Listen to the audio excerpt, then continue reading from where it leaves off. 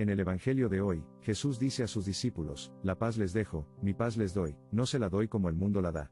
No se turbe su corazón ni tenga miedo. Juan 14:27. Estas palabras nos recuerdan que la paz que nos ofrece Jesús es diferente a la paz que el mundo puede ofrecer.